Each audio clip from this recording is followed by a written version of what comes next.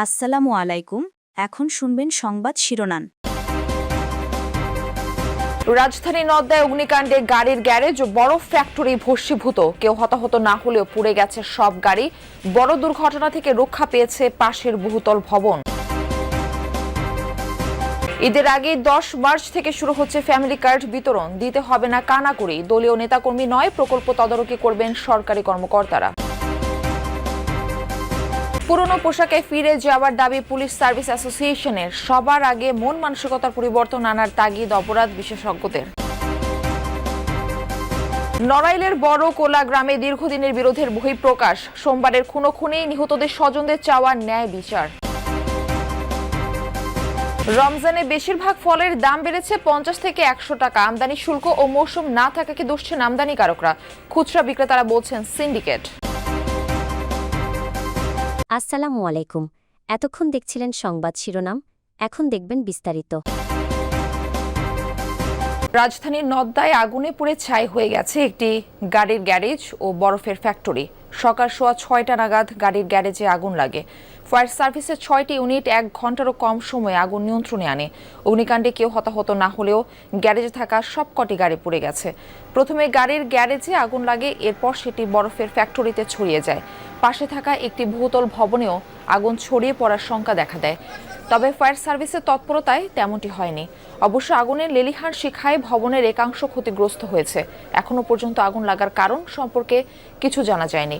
সকালে আগুন লাগার এই ঘটনায় নওদা এবং প্রগতি সরণি সড়কে দেখা দেয় তীব্র যানজট। দেখতে পাচ্ছিলাম শুধু ধুমো উঠছে, মানে অতিরিক্ত মাত্রায় মানুষ আতঙ্কিত, এত পরিমাণ আতঙ্কিত হচ্ছে আশেপাশের মানুষজন। আমরা তো উপরে ছিলাম ঘুমাইয়া, উপরে এখান থেকে দেখে আগুনের বিকল্প বাড়ি গেছে। এই গাড়ির গ্যারেজ থেকে আগুনের সবকিছু বাড়ি গেছে। আমাদের গাড়ির গ্যারেজের জন্য মনে করেন আমাদের সব শেষ। আগুনটা আপনার সর্বপ্রথম এই খুনায় থেকে লাগছিল, তখন মনে করেন আগুনটা এখানে যায় নাই, আগুনটা কিন্তু সেখানে যায় নাই।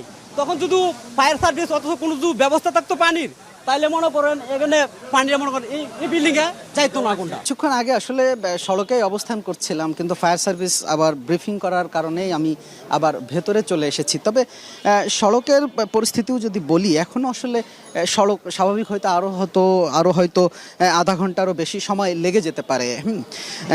কারণ সকালেই সেই 6টায় যখন ফায়ার সার্ভিস এখানে প্রবেশ করে, ঠিক তখন থেকেই আসলে ট্রাফিক থেকে শুরু করে পুলিশ, আইনশৃঙ্খলা বাহিনীর সদস্যরা সড়ক আসলে গাড়ি চলাচলের যে পুরো প্রক্রিয়াটি তারা নিয়ন্ত্রণ করছিলেন। ঈদের আগে 10 মার্চ থেকে শুরু হচ্ছে ফ্যামিলি কার্ড বিতরণ কার্যক্রম। প্রাথমিকভাবে দেশের 14টি উপজেলার একটি ইউনিয়নের একটি ওয়ার্ডে এই কার্ড দেওয়া হবে। কার্ডধারী পরিবার পাবে মাসিক 2,500 টাকার সরকারি সহায়তা। প্রধানমন্ত্রী তারেক রহমানের সঙ্গে এই সংক্রান্ত মন্ত্রিসভা কমিটির বৈঠকে সিদ্ধান্ত নেওয়া হয়েছে। সমাজ কল্যাণ মন্ত্রী জানান, কার্ড বিতরণে কোনো রাজনৈতিক বা ধর্মীয় পরিচয় গুরুত্ব পাবে না। এদিকে দেশের স্বার্থ অগ্রাধিকার দিয়ে চট্টগ্রাম বন্দরের নিউ মোরিং কন্টেইনার টার্মিনালের বিষয়ে সরকার সিদ্ধান্ত নেবে বলে জানিয়েছেন বিডা চেয়ারম্যান। দেশের হতদরিদ্র, দরিদ্র ও স্বল্প আয়ের নারীদের স্বাবলম্বী করতে ফ্যামিলি কার্ড দেওয়ার রাজনৈতিক প্রতিশ্রুতি ছিল বিএনপি সরকারের। ক্ষমতায় আসার পর এ বিষয়ে সবচেয়ে বেশি গুরুত্ব দেন প্রধানমন্ত্রী তারেক রহমান। গঠন করেন অর্থমন্ত্রীর নেতৃত্বে মন্ত্রিসভা কমিটি। মঙ্গলবার কমিটির সদস্যদের সঙ্গে বৈঠক করেন প্রধানমন্ত্রী। তাদের সুপারিশে দেশের 14টি জেলা দিয়ে শুরু হচ্ছে কার্ড বিতরণের পরীক্ষামূলক কার্যক্রম। কার্ডধারী পরিবারকে চাল, ডাল, লবণ সহ নিত্যপণ্য কিনতে দেওয়া হবে মাসিক 2,500 টাকা করে। 10 মার্চ এই কার্যক্রমের উদ্বোধন করবেন সরকার প্রধান। সেই 14টি জেলার উপজেলার মধ্যে থেকে একটা ইউনিয়নের একটা ওয়ার্ডকে আমরা ইউনিভার্সালি এখানে আপনার ফ্যামিলি কার্ড বিতরণ করা হবে এবং সেটার উদ্বোধন করবেন মাননীয় প্রধানমন্ত্রী ইনশাআল্লাহ আগামী 10ই মার্চ। প্রথম একটা ওয়ার্ড, তারপর একটি ইউনিয়ন, তারপর আরেকটি ইউনিয়ন, এভাবে আমরা গ্রাজুয়ালি এটাকে কভার করব এবং এভাবেই সারা বাংলাদেশ এটার সেবা পাবে। পুলিশের পরিবর্তিত পোশাক নিয়ে বাংলাদেশ পুলিশ সার্ভিস অ্যাসোসিয়েশনের পুনর্বিবেচনার দাবিকে অযৌক্তিক মনে করছেন অপরাধ বিশেষজ্ঞরা। তারা বলছেন, ফের আগের পোশাকে ফিরে যেতে চাইলে নতুন করে বাড়বে খরচের বোঝা। আর পুলিশের পেশাদার সংগঠনটির দাবি, অন্তর্বর্তী সরকারে যে নতুন পোশাক নির্বাচন করেছে সেখানে পুলিশ সদস্যদের মতামত, গায়ের রং এবং আবহাওয়াকে উপেক্ষা করা হয়েছে। জুলাই গণ অভ্যুত্থানে পুলিশের গুলিতে একের পর এক শিক্ষার্থী ও সাধারণ মানুষের প্রাণহানির ঘটনায় ইমেজ সংকটে পড়ে পুলিশ বাহিনী। সেই পরিস্থিতি থেকে উত্তরণে বাহিনীটির সংস্কারের উদ্যোগ নেয় অন্তর্বর্তী সরকার। পুলিশ সংস্কার কমিশনের সুপারিশে গেল বছরের নভেম্বর থেকে নতুন পোশাকে দায়িত্ব পালন শুরু করে পুলিশ সদস্যরা। সে সময় সব পুলিশের জন্য একই পোশাক চালু করা হয়। বৈষম্য দূর করতেই এই উদ্যোগকে সাধুবাদ জানায় বাহিনীটি, যদিও সমালোচনা করেন কেউ কেউ। আমার পোশাক আমার প্রাইড, সো যখনই আমি যে পোশাক পরি না কেন সেই পোশাকে আমি সেই প্রাইডই ফিল করি। নতুন পোশাক গায়ে ওঠার মাত্র 3 মাসের মধ্যেই পুলিশ কর্মকর্তাদের সংগঠন বাংলাদেশ পুলিশ সার্ভিস অ্যাসোসিয়েশন ফের পোশাক পরিবর্তনের দাবি তুলেছে।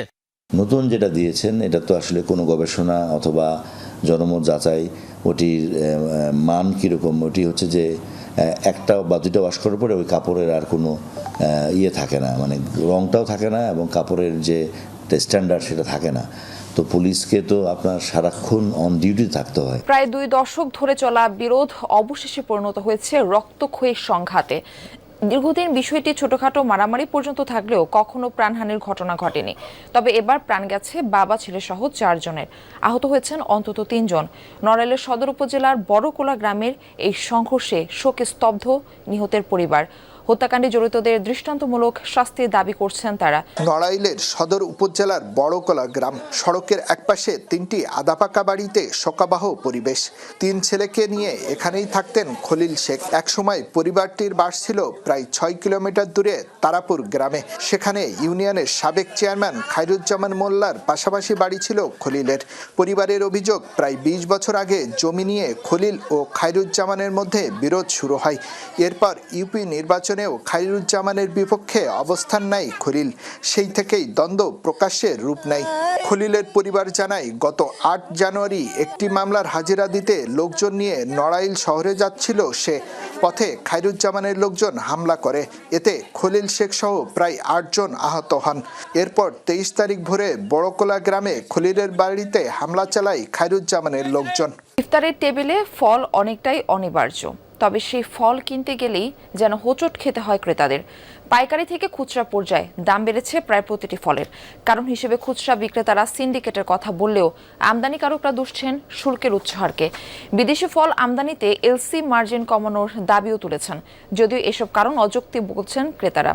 দিয়েছেন তদারকি বৃদ্ধির তাগিদ। সারাদিন রোজা রাখার পর ক্লান্তি দূর আর সতেজতা ফিরে পেতে ইফতারের পাতে ফল কার না পছন্দ, কিন্তু রমজান আসলেই দাম বেড়ে যাওয়া যেন এক অলিখিত নিয়ম। তাই নিম্ন ও মধ্যবিত্তের কপালে ভাঁজ পড়ে যায় ফল কেনার কথা ভাবলেই। রোজা শুরু হতেই প্রায় সব রকম ফলের দাম বেড়েছে কেজিতে 50 থেকে সর্বোচ্চ 100 টাকা পর্যন্ত। বিদেশি আপেল, মাল্টা, আঙুরের দাম আকাশচুম্বী। এমনকি দেশি তরমুজ, পেঁপেও বিক্রি হচ্ছে বাড়তি দরে। আঙ্কুর কিনছি হইলো কত 200, হাঁস গেলে কত 220 টাকা। এই আঙ্কুর হয়েছে 440 টাকা করে নিচ্ছি। তারপরে যে কালো আঙ্কুর যেটা, ওইটা ছিল 450 বা 400 টাকা ছিল, ওইটা হয়ে গেছে 600 টাকা।